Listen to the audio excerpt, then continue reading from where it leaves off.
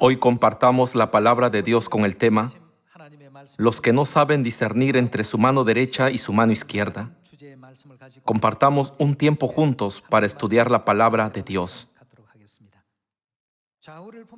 Los que no saben discernir entre su mano derecha y su mano izquierda son las palabras que Dios mencionó a Jonás cuando se refirió a los ninivitas.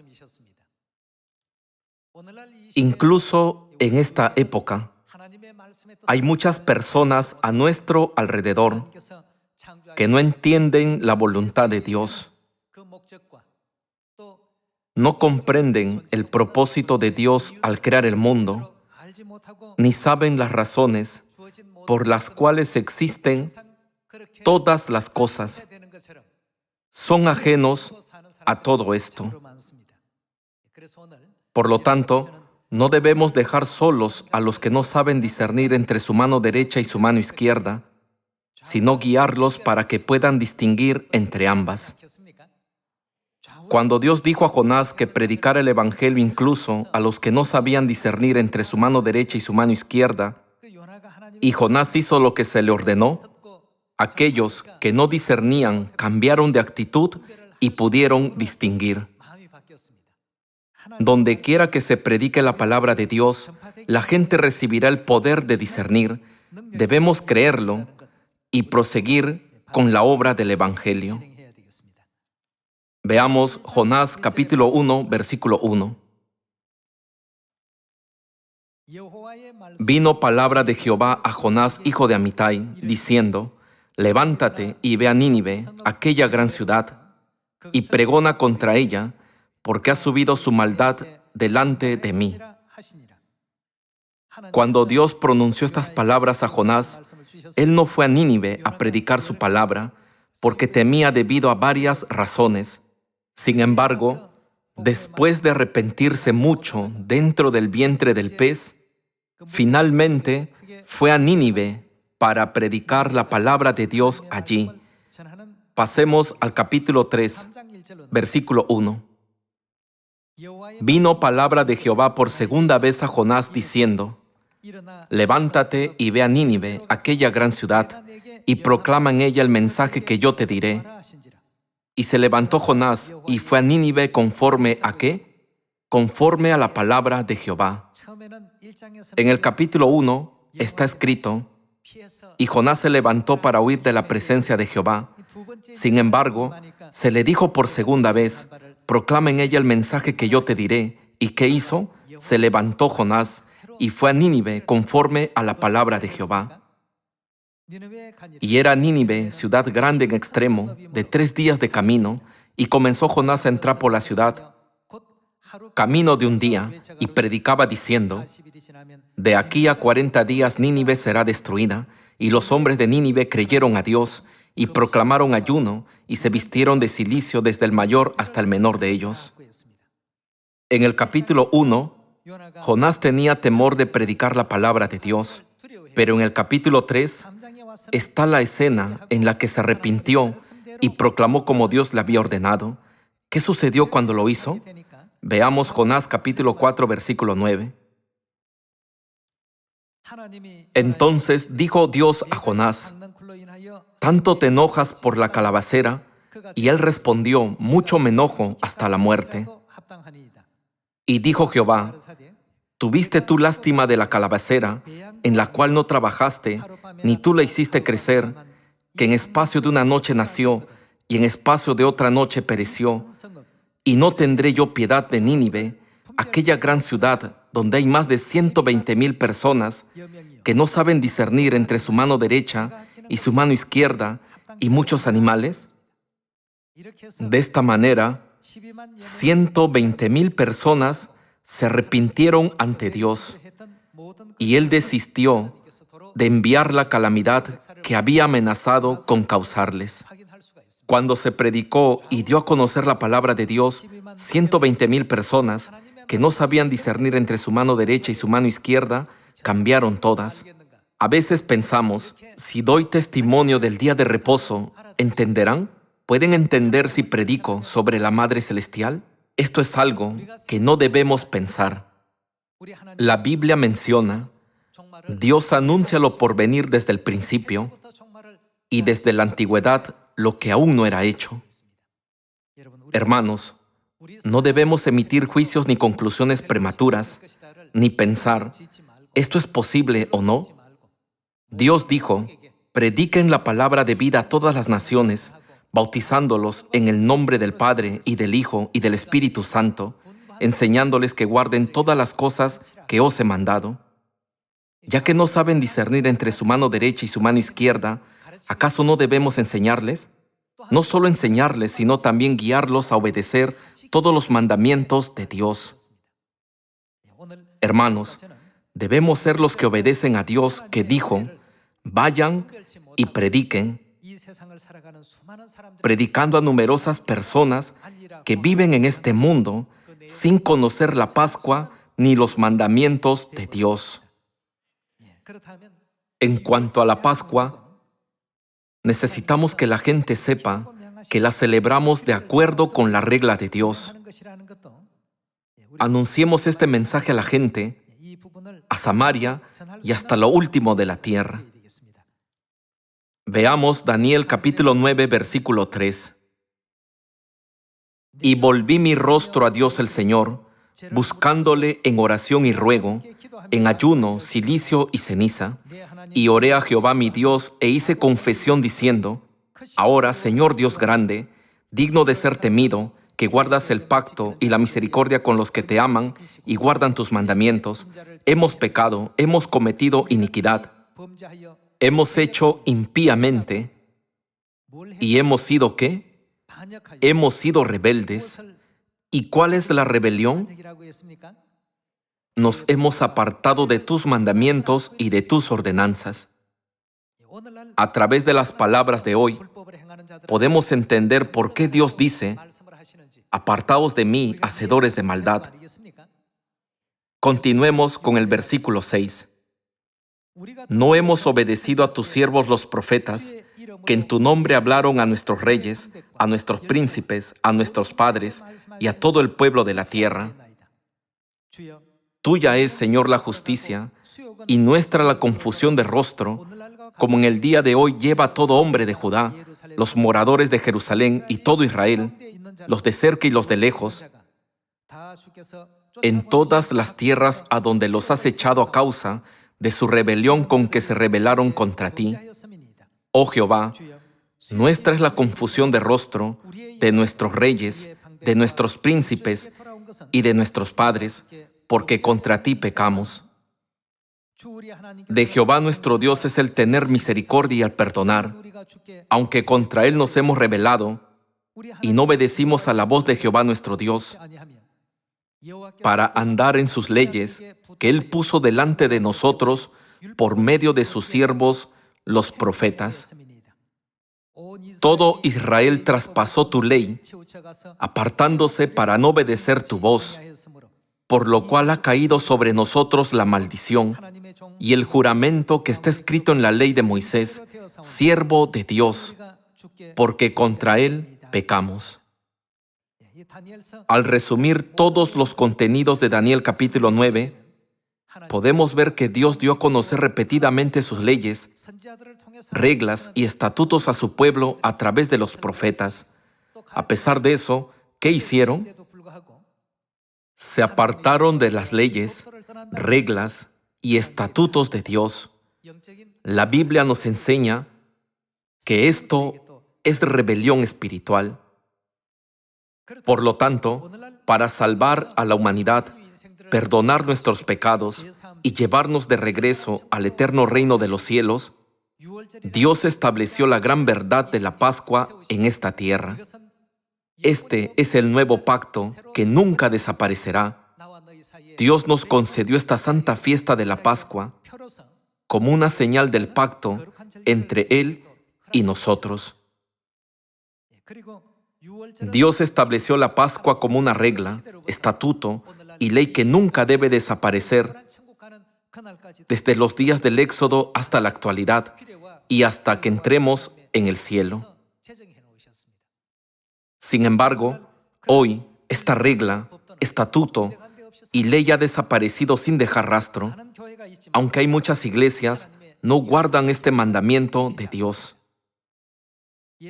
Si vemos la historia de los ninivitas, llevaban una forma de vida totalmente diferente de la de los israelitas. Nínive era la capital de Asiria. Creían en dioses paganos y no conocían nada al Dios verdadero. Siempre perseguían y oprimían a los israelitas. Los ninivitas, que eran asirios, siempre hacían estas cosas. ¿Acaso no fue porque Jonás finalmente anunció la palabra de Dios que todos, desde el rey hasta los 120,000 habitantes, pudieron arrepentirse en un momento? Sí, fue porque él predicó. No fue la elocuencia de Jonás lo que hizo que el rey y el pueblo se arrepintieran. Jonás simplemente transmitió la voluntad de Dios. Dios hará esto y aquello. Sin embargo, sorprendentemente, todos los que no conocían a Jehová Dios ni creían en Él, se arrepintieron después de escuchar: esta es la palabra de Jehová Dios. Hoy, en esta época, cuando miramos a nuestro alrededor, tendemos a pensar y calcular negativamente. ¿Buscarán estas personas a Dios? ¿Entenderán? ¿Podrán creer?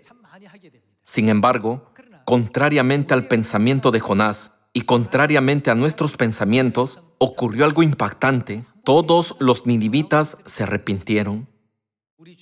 Hoy hay muchas almas pobres a nuestro alrededor que dicen servir a Dios sin siquiera conocer su ley. Antes de pensar, me pregunto si entenderán. Pongamos todo nuestro corazón y mente para predicarles la palabra de Dios, ya que Él nos dijo que anunciemos su mensaje. A través de Éxodo capítulo 12, estudiemos acerca de la Pascua que Dios nos pidió que prediquemos. En Éxodo capítulo 12, versículo 11, está escrito: «Y lo comeréis así, ceñidos vuestros lomos, vuestro calzado en vuestros pies, y vuestro bordón en vuestra mano, y lo comeréis apresuradamente, es la Pascua de Jehová. Pues yo pasaré aquella noche por la tierra de Egipto, y heriré a todo primogénito en la tierra de Egipto, así de los hombres como de las bestias, y ejecutaré mis juicios en todos los dioses de Egipto, yo Jehová. Y la sangre os será por señal en las casas donde vosotros estéis, y veré la sangre y pasaré de vosotros, y no habrá en vosotros plaga de mortandad cuando hiera la tierra de Egipto. Y este día os será en memoria, y lo celebraréis como fiesta solemne para Jehová durante vuestras generaciones. Por estatuto perpetuo lo celebraréis».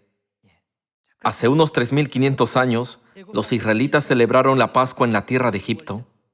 Dios les dijo que sacrificaran corderos y pusieran la sangre en los 2 postes y en el dintel de sus casas. Era una señal para distinguir las casas donde vivía el pueblo de Dios. El desastre no se produjo en las casas que tenían la señal, sino que pasó por encima de ellas. Por esa razón, Dios llamó este día la Pascua, lo que significa que los desastres pasan por encima, y la designó como una fiesta de Dios. En Ezequiel capítulo 9, podemos ver la escena en la que Dios evita que ocurra el desastre sobre las personas que tienen la señal el día en que trae el juicio final. Veamos Ezequiel capítulo 9, versículo 3.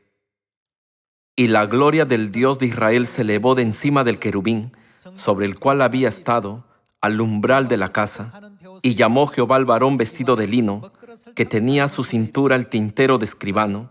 Y le dijo Jehová: pasa por en medio de la ciudad, por en medio de Jerusalén, y ponles ¿qué?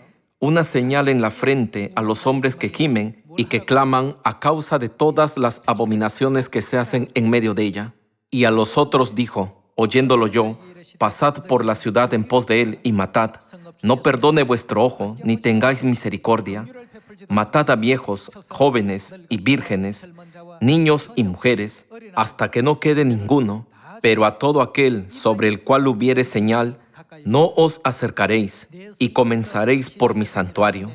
Comenzaron, pues, desde los varones ancianos que estaban delante del templo. Aquí Dios dijo: ponles una señal. En Éxodo capítulo 12, la escena de la Pascua, Dios también dijo: pongan una señal. A continuación, veamos Apocalipsis capítulo 7. Apocalipsis capítulo 7, versículo 1. Después de esto vi 4 ángeles en pie sobre los 4 ángulos de la tierra, que detenían los 4 vientos de la tierra, para que no soplase viento alguno sobre la tierra, ni sobre el mar, ni sobre ningún árbol. Vi también a otro ángel que subía de donde sale el sol, y tenía el sello del Dios vivo, y clamó a gran voz a los 4 ángeles, a quienes se les había dado el poder de hacer daño a la tierra y al mar, diciendo: no hagáis daño a la tierra, ni al mar, ni a los árboles, hasta que hayamos sellado en sus frentes a los siervos de nuestro Dios. ¿Cuál es el propósito del sello? ¿Qué ordenó Dios que pusieran en la frente de su pueblo para hacerles escapar del desastre que daña la tierra y el mar? Dios dijo: pónganles un sello. En Ezequiel capítulo 9 Dios dijo: ponles una señal en la frente. En Apocalipsis capítulo 7 Dios dijo: hasta que hayamos sellado en sus frentes. En Éxodo capítulo 12 Dios declaró: tomen la sangre del cordero de la Pascua y pónganla en los 2 postes y en el dintel de las casas de mi pueblo, para que la sangre sirva como señal en sus casas. Entonces, ¿a quién representa la sangre del cordero de la Pascua? Pasemos a 1 Corintios capítulo 5. Capítulo 5, versículo 7. Limpiaos, pues, de la vieja levadura, para que seáis nueva masa, sin levadura como sois, porque nuestra Pascua, que es ¿quién? Cristo, ya fue sacrificada por nosotros. Así que celebremos, ¿qué cosa? La fiesta.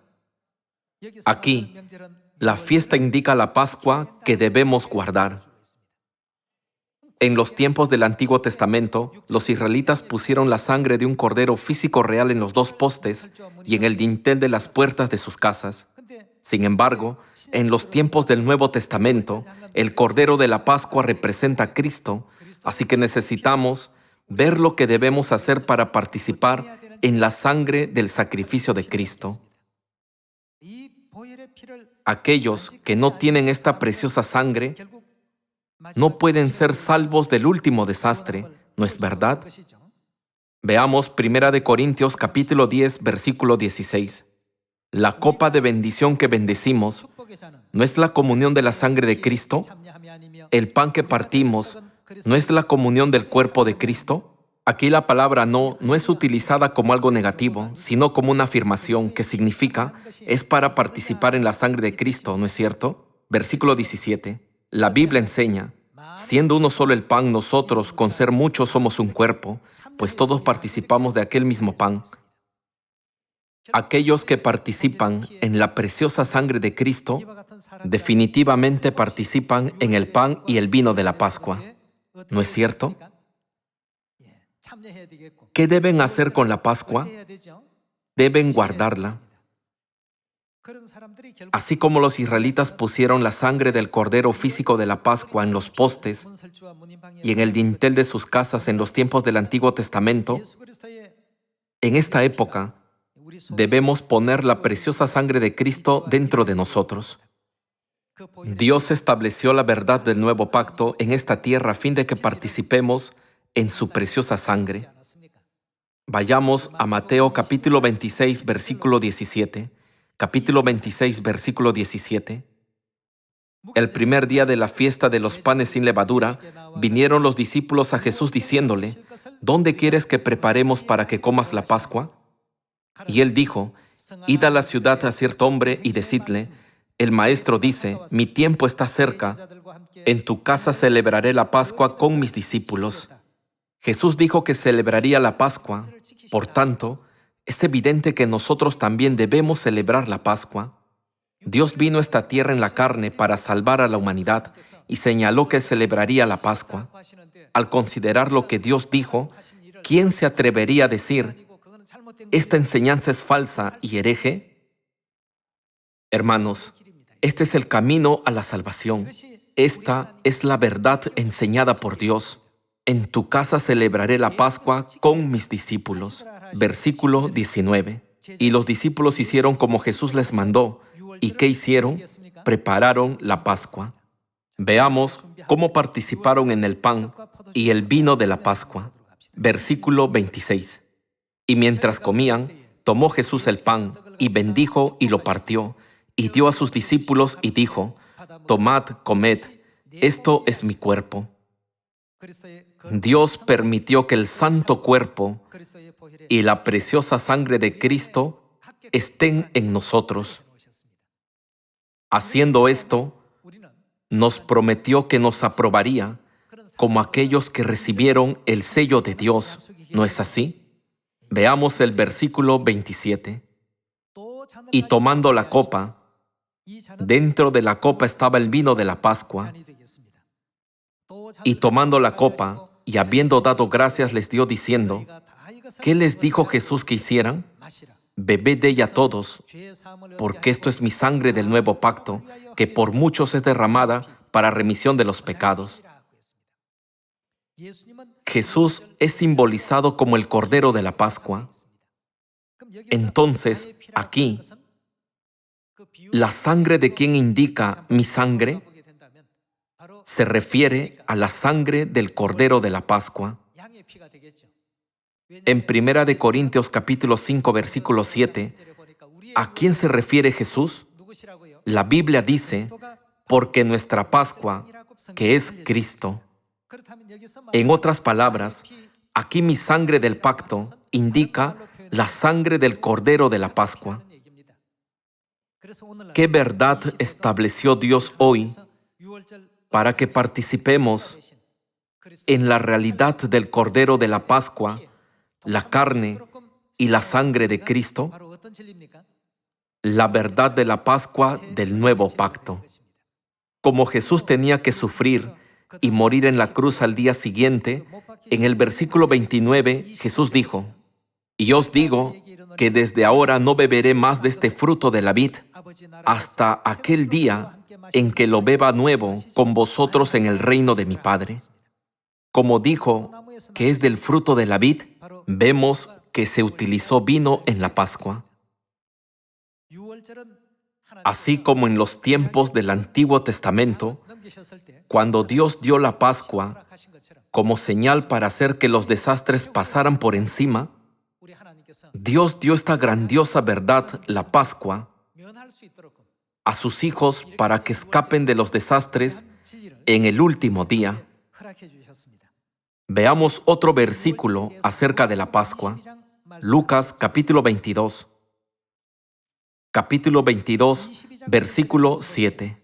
Llegó el día de los panes sin levadura, en el cual era necesario sacrificar el cordero de la Pascua, y Jesús envió a Pedro y a Juan diciendo: Id, preparadnos la Pascua para que la comamos. Ellos le dijeron: ¿Dónde quieres que la preparemos?